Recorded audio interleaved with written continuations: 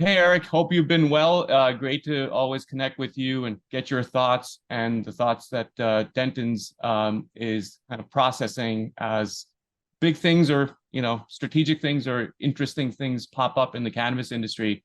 Obviously the topic today for us, which is news that just broke a couple of days ago, is that the Biden administration had initiated this review and we are now hearing news of a rescheduling recommendation. And that can mean a lot of different things. There is a lot of information out there about the topic already, and some from very qualified people and maybe some from not such qualified people. But I wanted to just start off by asking, for some people who listen to this or would be watching this are newer to the cannabis industry, how momentous is this brief kind of blurb even about rescheduling from Schedule 1 to Schedule 3? If you could talk about what that means at a high level and how momentous it is for the industry. Right, I'm happy to. First of all, thank you for inviting me to speak with you, and I'm delighted to do so. And I'll start by saying I think this is a momentous occasion. I think it's after decades of denial, our federal government has acknowledged that cannabis has medicinal qualities. And I've been working 15 years for that. So for me to have that occur is great. But it is just a point in time. And let me try to explain what that means and put it in some historical context. Just to be clear for everyone, under our Controlled Substances Act, we have 5 schedules. One is wholly drugs that are deemed to have no medicinal qualities at all and have risks of abuse, and they're put in number 1. And cannabis, from the point that the Controlled Substances Act was enacted, has been listed as a Schedule 1 drug. Schedule 2 through 4, all of them have some medicinal quality, as we refer to as generally accepted medicinal value in the United States. The differing between 1 and 5 are the risks of abuse. So 2 has the highest risk of abuse, and 5 has the lowest risk of abuse. They're also underlying all this is our international obligations under UN treaties. And so there has been a question as to whether the United States government would feel comfortable moving cannabis below 2, in other words, to 3, given certain history. And it's awfully bookish, and I won't bring us deep into that. But this is a momentous change in decades-long prohibition of cannabis. And what it means is a significant increase in opportunities for research of cannabis and its extracts and derivatives, and really harnessing the plant for even greater good for human and health and well-being. And I think that is really important. It's going to open doors for greater research, greater understanding, greater medicines, more products, all sorts of things going down that path.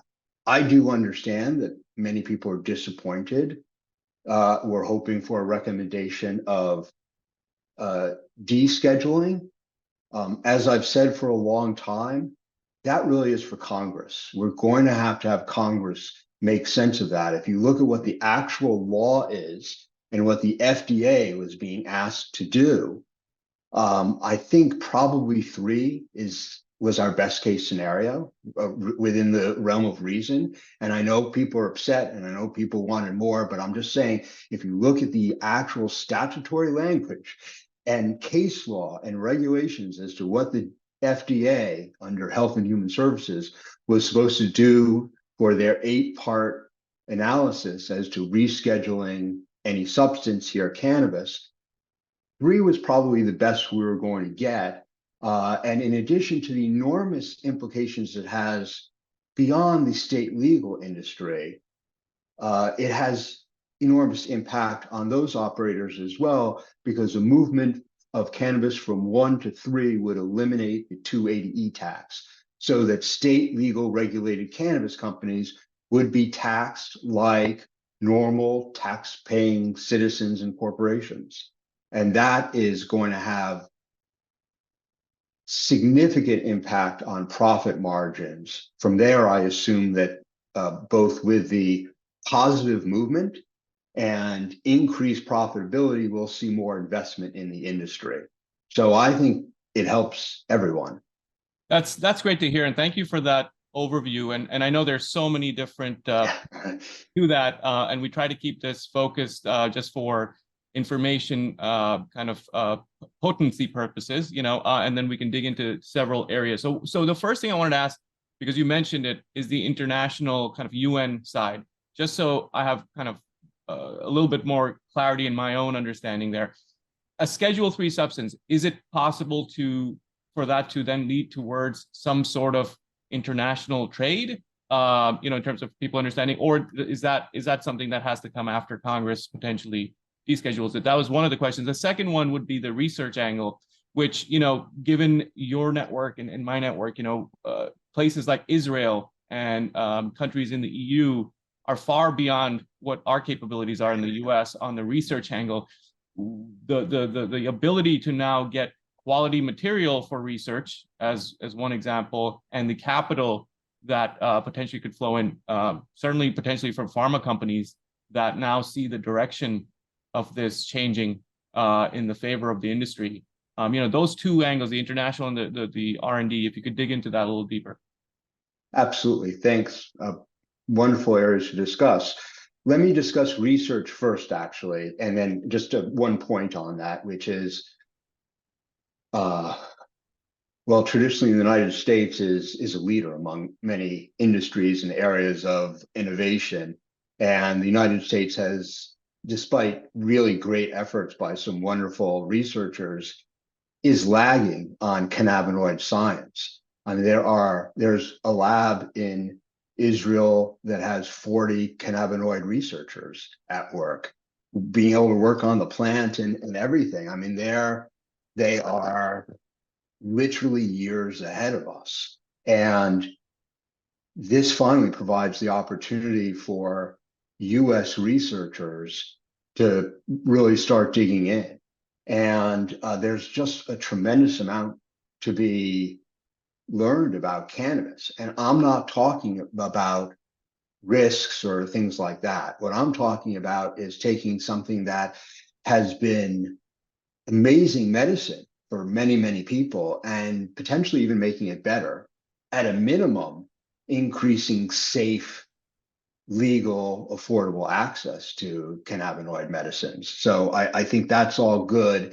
And very clearly this, the distinction is many universities, research institutions, pharmaceutical companies looked at cannabis and just said, either we can't do it because we have this grant or that grant, or it's just too difficult. It's just too steep a climb for us to figure out how to do it and meet all the requirements. And if DEA implements this recommendation and cannabis is scheduled to Schedule 3, that's a game changer for all of those research labs. I mean, this just becomes a normal scheduled controlled substance that, quite frankly, is immensely more easy to research than a Schedule 1 substance. So on the research side, this is great. I saved international for a second because it's a little bit more complicated.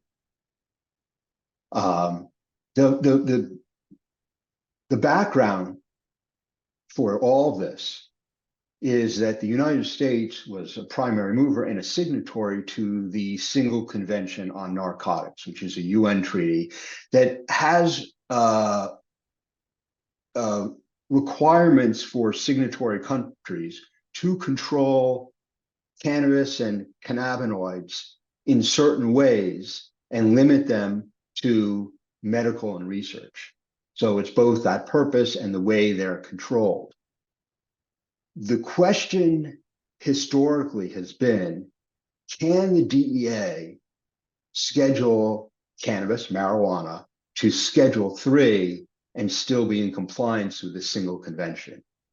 Let me just like put to the side whether we should even try to comply with a single convention, and that's a whole nother debate. But and on this particular issue, or what the alternatives are. But let's assume the DEA still wants to find a way to comply, and they're trying to comply. Can they move it to 3 and still be in compliance? They have traditionally maintained the position that cannabis needs to be on Schedule 1 or 2 to comply with a single convention. And there is a court that sort of repeats that. That, I believe, is categorically wrong. I'll just say this here on what will become public, is that I absolutely believe that the DEA can schedule cannabis to 3. And when I say that, I mean what is defined as marijuana, not hemp. They're not bringing that back in. I'm just talking about what is currently in the scope of what is going to be rescheduled. And they absolutely can put that at 3 and still comply with a single convention.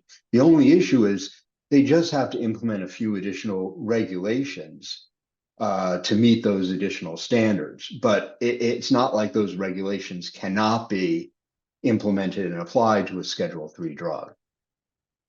International trade then is an enormous opportunity, right? I mean, I think what we'll see is not into the state legal programs yet, and we'll discuss that. It's a whole nother issue. But in terms of for research and for product development and all of that, you can now have greater international trade in cannabis, which has been very difficult. And my group has dealt with several customs issues around just accidental footfalls around moving product around. So it will make every step of the way easier on that front.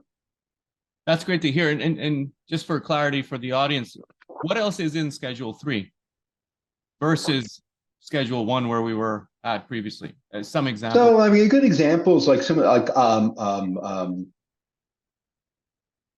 the coatings, that you might get are in Schedule 3. Let me think of some other examples that are kind of sticky. I'm just blanking on some of the others right now, but they're more like ketamine is a Schedule 3 drug, right? I mean, I think that's actually in some ways a good example. And any example's, going to fall apart, and that's a whole interesting issue of categorization under these schedules. But ketamine is something that one can go get treated with ketamine. Right. I don't think that when you say that, people think, oh, my only access to cannabis is going to be like similar to a ketamine clinic or similar to going to the pharmacy for Tylenol with codeine or something like that. Not really, because that ignores that the state programs are going to be permitted to continue to exist. So I don't see what's happening now as limiting safe, legal, affordable access to cannabis and cannabinoids. I see it as progressing down that road. I mean, eventually there'll be implications for state programs. That was always going to be the case. Any federal legalization, I mean, folks who just thought the federal government was just going to deschedule and do nothing else were, I think, fooling themselves in all due respect. I mean, that's just not how it works. It's never how it works. And the federal government was going to lay claim to some of this. And that's going to happen in time, but it's not going to happen immediately. So I don't, if you think of Schedule 3 drugs, it's kind of helpful just to figure out kind of like what they're like. You can easily pick apart why marijuana is different than ketamine, why marijuana is different than codeine. Absolutely. Why marijuana in some ways is safer than Tylenol that's coupled with the codeine, right? You can do all these things, but they're actually kind of large, global, holistic, scientific ways of looking at this. And, we're still making our way through that process. And to your point, now that the capital for research is going to start to open up, we'll get a lot more answers that are deeply researched versus, foreign research, which, U.S. physicians, would not trust. They're also tied into a certain paradigm of how they can look at research and what they think they can advise to their patients, et cetera, on the medical side.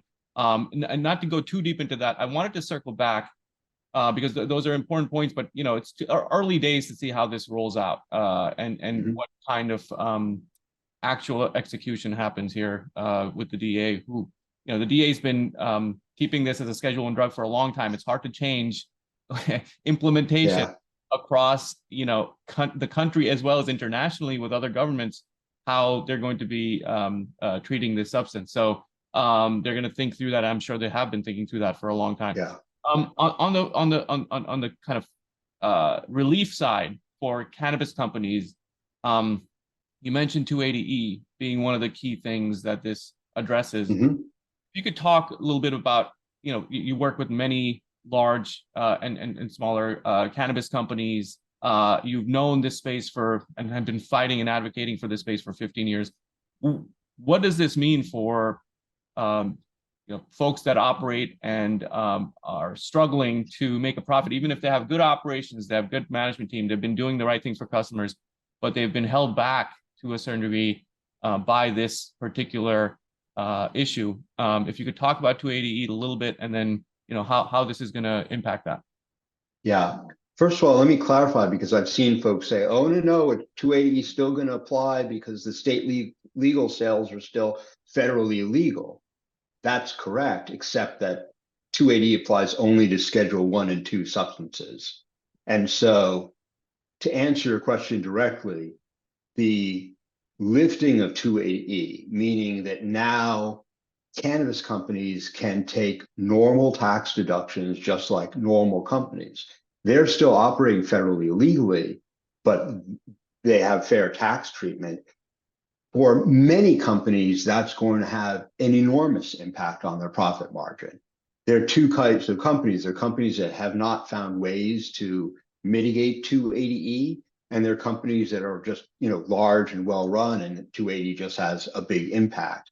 And for both those types, and those are enormous categories of companies, I think pulling back or lifting 280E will have very positive impacts on their financial performance. That said, that doesn't mean that it's the panacea for everyone. The state legal markets, and each is its own market. There are sometimes markets within those markets, but just to take them sort of in a large sense, they're competitive. I mean, most of them are competitive. That's why we've seen prices plummet over the last year. I mean, that's the opposite of like monopoly and that sort of thing. I mean, that's the sign of competition. And these are in some markets, highly competitive market. And just the fact that you're going to get tax relief doesn't mean that you're going to be a successful business. Right. There are always going to be winners and losers. That's kind of the American way. I hate to state it that harshly, but what it generates is greater winners that serve the consumers better, and that's always going to be the case. So the lifting of 280E off of state legal and regulated cannabis companies will be massively great for the industry writ large. It will be life-changing for certain companies, and certain companies it won't be enough. That's a great point. Not all companies are created equal, not in any industry that you look at. So that's a great point. Here's a potential scenario I'm going to throw out there, and obviously early days, lots could happen, lots could change. But if you're an operator in this space and you've done everything right and you brought this industry forward and created sort of the infrastructure by collaborating with others, by competing in these markets, by giving the consumer lower prices at the cost of your own profitability, because there's others out there that will do it if you don't. But they've either been paying, if they're the larger category, you're saying their 280 obligations, or they've been kind of deferring it because they're not able to pay it, right? Now the rules are going to change. So a new entrant could have a much more of an unfair advantage versus the people who built the industry to this point and lobbied and pushed for change. And got the fight to, this point from the corporate side. What do you think could happen in those scenarios of where people have paid taxes and now the rules are different, or they've deferred taxes and they're trying to work something out with the government where they'll still pay those taxes, but over a period of time, and then the unfair advantage that a new company which is well capitalized might have because they won't face those issues? So first of all, this won't change 280E tax application retroactively. I want to be clear on that. So like if back taxes are owed, it's not going to lift it.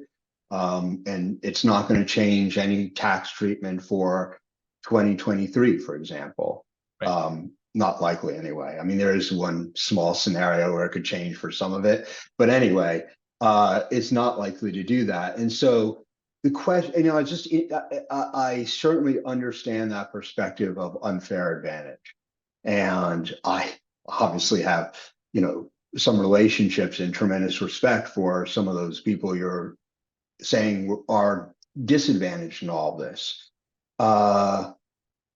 I don't know what to say. That's the way the cookie crumbles, right? I mean, everyone entering knew that there's the 280E, or they learned soon thereafter, right? I mean, it's not like that was a surprise upon the industry. You go in knowing what the hurdles are.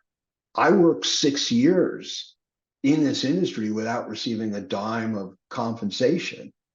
You make your choices and you go forward, and there are risks. I mean, there are always the risks that the federal government cracks down on the state legal cannabis industry. There's the risk that you get a new president. There's the risk that the country falls in love with Scott Pruitt and elects him president and he cracks down. I mean, anything can happen, and people realize that those are business risks, and it's not necessarily an advantage or a disadvantage. It's just a business risk that you deal with. And if there are companies that are saying now we're going to enter and we're not going to have a 280E penalty and we're not going to have all of the debt that other companies have that have been, sustaining non-profitable companies in some cases, that's just business. I mean, that's, it's real, it's impactful, but it's just why you get lawyers and consultants to help see around corners and make these decisions. So that's a great point. Yeah, so that piece of it is such an uplift for the industry. When I, as a investment banker in the space, I've looked at many business plans, and one of the key hurdles has been, does the management team understand that they have to operate under different rules, and can they navigate through that enough to hopefully get to this point where there's a path here now to get 280E to be lifted. I think it will make for better companies in the space. And some companies have been very fiscally disciplined, others haven't. So this adds more firepower on that front. Meanwhile, a lot of from what I see, it's tight. I mean, for a lot of companies, it's super tight. And a week ago, things were super negative. Yep. And the industry needed a lifeline. Now, let's be clear. This isn't necessarily going to happen. I mean, this is one step. The HHS contains DEA, has made a recommendation, which contains FDA, has made a recommendation to the DEA, we still don't know what the DEA is going to do. Now, one can maybe assume, and it's not a bad assumption, and quite frankly, it's one I'm assuming, is that the FDA would not have transmitted that had they not yet been able to get on the same page as the DEA. Right. It's possible that the FDA says, well, this is our conclusion. It's, we're dumping on you, the DEA, to tell the public that you're not going to do it. But I tend to think that this is in the cards at this point. I don't know that. And I certainly recognize that that's not necessarily the case. But I also recognize it's going to take time. And you alluded to that up front. So there's still lots of decisions to be made. I mean, this is a strategic point in the road that folks need to decide how they're going to react to it, what it means, and all that sort of thing. Right. That's a great point. And we don't know the timeline, as you said, and from a political perspective, it's a very big, momentous point in time from pushing and lobbying for this. But the implementation piece, or even the timing of further updates of that piece, could tie into the election calendar or other factors. Yeah, so the DEA has their time to do something, and I would not be surprised to see them acting by the end of the year. At the beginning of the year, I thought that was ludicrous, but now that this has happened, I actually could see it happening.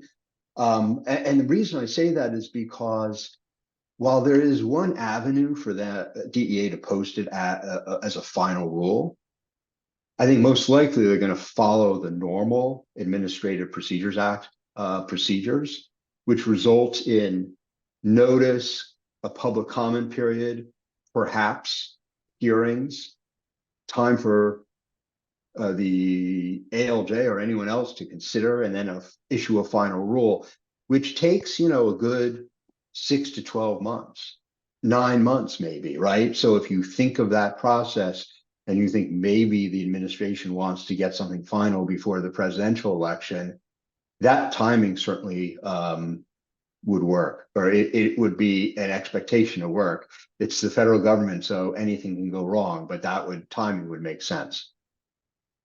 Understood. And then the other question I had was around the other area you've been passionately pushing for, and it's been, a long journey on the safe banking side as well. Where do you see safe banking prior to and after this news? And second question is, does this have any impact, the rescheduling news, on how much capital will be available to companies from the banking perspective? It's not going to be federally legal, so Morgan Stanley's not, or one of the bigger companies are not going to jump in all of a sudden. The Wall Street, private equity money is not going to jump in, but will there be other avenues for capital for companies that are impacted by this news? Safe and then capital, and then I want to return to an issue about hemp. Sure. Just think about how complicated that is in this scenario. I don't know the answer on safe for sure, right? I mean, that's sort of getting in heads. I am not sitting here. I'm hopeful that safe will be taken up and maybe even passed into law, but it's difficult. So I have to be realistic and recognize that maybe there are not high chances of that happening. I don't think that HHS's recommendation to DEA significantly moves the needle on that. Okay. I really don't. And I've read people and I've read comments saying this kills safe or this bolsters safe. And I tend to think it doesn't move the needle much on safe. And the needle's probably not too high where we're sitting right now. Anyway, although, it does only strengthen the argument for safe, right? I mean, we're continuing to progress towards some level of legalization, and the state programs are going to continue to exist, and the acute safety issue around cash in the industry is still there. And so it's not like the pressure is off to take care of that issue. I mean, the two have nothing to do with each other, really. And so I would think safe should continue to move on. I just don't. I think the politics around it are greater than this particular issue, so I don't know it'll move the needle. In terms of capital entering the industry, you're right. This doesn't mean that all of a sudden all of the banks that have said we're not going to come in until those state legal activities are legal, they're not yet going to come in, because while cannabis in a sense has been legalized, if it's rescheduled, it's no longer an illegal drug. It's still a controlled drug, and the state operators are not dispensing that controlled drug pursuant to DEA registration and license, right? And so it's not like the bigs who have said we're not going to touch it until it's wholly legal will use this as a point to come in. I don't see that happening, but I do see there have been a lot of folks who actually believe in the industry, but have been really concerned with the numbers, with the finances in the industry. It's not like they're like, oh, we can't touch cannabis. They recognize this is likely to be a even larger industry in the United States, and there's a lot of money to be made. It's the problem of really going back to 280E. And it's not only 280E, but it's partly 280E, and lifting that is going to make companies much more attractive for investment and provides, I think, just a clearer pathway forward. It's a murky pathway forward because we don't know the implications of all these, but it's, you know, it's another step in lifting prohibition on cannabis. And I think people view it very positively. And I don't have to guess about that. We have stock markets to tell us that, and all the stock prices of the US cannabis companies, I haven't actually seen them over this morning, but over the last 2 days have risen. The market thinks this is good, right? And so that is like almost answers your question, right? Capital is going to enter. I said I wanted to return to hemp because if one thinks about hemp and the intoxicating isomers and all the different hemp products that are out there, and they are hemp derived, but they kind of look like marijuana, and it's a complicated area, and I'm not here to sort through it. I'm like have some we monitor it every day, and we are looking very closely at state laws and enforcement and every single aspect of that.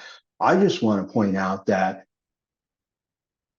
several things could happen from rescheduling. Number one, DEA could take the opportunity at issuing a final rule on rescheduling to issue some guidance as to what falls under Schedule 3 and what falls under hemp and is not scheduled. And that might not fall the way that the market's currently aligned. The DEA it's a very interesting situation. Most of the Delta 8 that is on the market is converted from CBD to Delta 9 THC into Delta 8. And the DEA has not yet come out and said, you've made marijuana, and once you've made marijuana, it's marijuana, and anything that you're pulling from that is still marijuana. It's very interesting that they haven't said that, and they've generally sort of abandoned the source rule, which is like, what's the actual source, instead just looking at the substance in front of them. But there's still some leeway for them to come in and change positions or actually say some things that they haven't said, and maybe change our understanding as to how they're viewing these various intoxicating isomers. So I just wanted to not leave us without making a comment on that, which is important as well. That's a great point. And, you know, that illustrates what you were talking about earlier about how the situation is a complex one from the DEA's perspective because of the derivatives that have come out on the hemp side as well. It's not just a simple, you know, game plan anymore, because a lot of this is newly innovated and approaches to products that, you know, are brand new, and Right. things done that are cutting edge in that sense. And so they, you know, they perhaps they're not going to wait for a definitive answer on everything, but they need to be careful about how they create the zones for these different things is I believe what you're communicating. Yeah. And from a business point of view, I would say maintain optionality, right? I mean, there are a lot of different ways that cannabinoids are going to market, and exactly what methods and how that will be in the long term is really very unclear, and it'll be multiple paths, I assume. Right. That's a great point. So I'd like to kind of conclude with the following and get your thoughts on it. You know, you'd mentioned to me you're seeing misinformation out there about the understanding of what took place and in terms of the rescheduling and what may come next. You know, if you could kind of give some summary points on what you're seeing there, and then finally, kind of your advice, free advice to operators, investors, and anybody else looking at this industry in terms of what this may imply going forward. Yeah,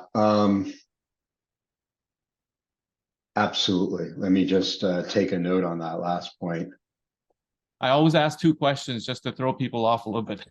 No, I can keep up with that. Maybe if you went above 7, I'd have to trouble. But so let me talk about the process, just so your listeners are very clear as to what happens next. HHS has transmitted its recommendation. As best I know, that letter has not been um, issued publicly in any way. We have confirmed that Bloomberg actually saw the letter and that the DEA has received the letter. So that letter exists, and our understanding is it was accurately represented, but we don't actually know what exactly is in the recommendations and the bases. And I will be fascinated to understand that. But assuming it's just a straight recommendation for rescheduling what is defined as marijuana to Schedule 3, the next step would be for the DEA to consider the FDA's considerations and conclusions. The DEA has its own 5-part test, and it may consider, and here I quote, all other relevant data. So they in some ways have greater discretion than the FDA because the DEA can consider additional things. Again, I don't know at all, but I somewhat assume that the DEA is on board with the FDA at this point and has found a way to get comfortable with the Schedule 3, although I don't know that, and we'll continue to press them on that. The timing then becomes the DEA could issue a proposed rule, or even under an unusual circumstance, a fine rule. I mean, honestly, could do that today. I don't think they're going to do that today, but they could. I mean, that theoretically could happen. Theoretically, they could have done all their work and they're ready to go. It could also be a year from now, and it could be any time in between. And to be clear, here, the DEA has been ordered to act by the chief executive of the country, which is different than when normal or the governors of the states of California and Washington file petitions. In those situations, the DEA dragged its feet for years, if not decades. Here, I think there is a strong political will to move forward. So I think we'll see things on the front end of the timing. For the administrative procedures, that, as I said, usually takes 6 to 12 months. So again, it is certainly possible that we would have a final rule rescheduling cannabis to Schedule 3 by this time next year. I'm not pinning a precise date, but just kind of giving general. Sure. In terms of my advice to operators, investors, folks trying to make sense of this, my advice is to look both ways before you cross. This has just gotten more complicated in many ways, and this has lots of implications, and it may or may not happen. And it just, I think the industry in many ways was more simple 5 years ago than it is now, right? I mean, and now we have a clear push towards some level of legalization, a rescheduling that may occur, larger markets, intense competition from hemp-derived products, thoughts of maybe we're going to enter stages of interstate commerce, or at least pact between states. I mean, it's a lot more complicated, and that's just part of it, right? That's not even looking at, well, what role now will medicine development play in all this, right? And people will have, not in the near term, but in a longer term, decisions to make, and not in the near term. I want to stress that, but eventually, like, do I walk to the dispensary and pay the money, or do I get like direct to consumer of that product and my insurance pays for it?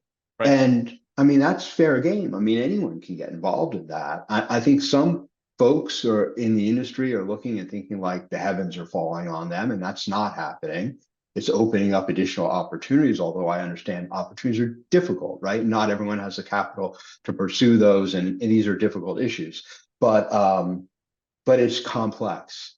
and it's no longer as linear as things used to be. And so I don't mean to be cheeky with that, but I guess, look both ways before you cross means, really check your assumptions, hire the best folks, get your, investment bankers, lawyers, accountants. It's better to get them involved up front than later when you have problems at a fraction of the cost up front. So that would be my advice. I just really do more diligence than folks have been used to dealing with in terms of moving forward. But I think it's a moment of optimism, and I'm really happy that we're at the tail end of a week with some good news.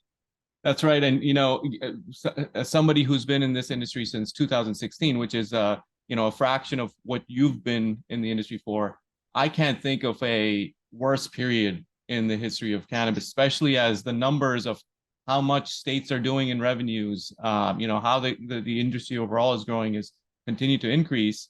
But the operational environment, because of this being one of the biggest headwinds, the 280E part, has held back any optimism within the industry. As we were talking about with the pricing pressures and other regulatory issues. So congratulations. I wanted to congratulate you at a personal level for being in this so long and starting to see at least a change in the sentiment. For something to go from a category that includes things like heroin to a category that includes things like Tylenol, is a very significant step in the right direction. And I agree with you. The best that we could have hoped for in a realistic way. So appreciate your contribution to the industry. Thank you for heading up the cannabis practice at Dentons and being able to have this conversation with me in a quick turnaround.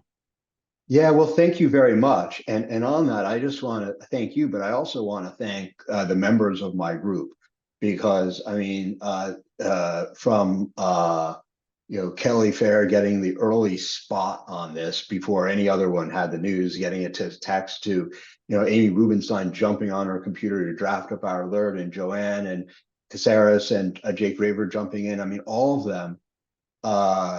I'm grateful to have a real team that jumps on these issues and can look at it from every angle and be able to then advise our clients efficiently. So it's both fun in that aspect, but, and I know it's a complicated issue that hits people in many different ways, but as someone who has been advocating for the medical use of cannabis, all like as my singular mission for 15 years, and was really troubled by what I saw as, well, quite frankly, something that wasn't true from our government. Right. And having them acknowledge that cannabis does indeed have medicinal qualities, and now recognizing that we can now go forward on that basis is a great thing. And I was moved by it. So thank you very much. I appreciate the opportunity to speak to you, and congratulations on all the good work you're doing. Thank you. Look forward to speaking to you again, hopefully soon on this topic if things move fast enough. Have a great Labor Day weekend. Thank you. Thanks.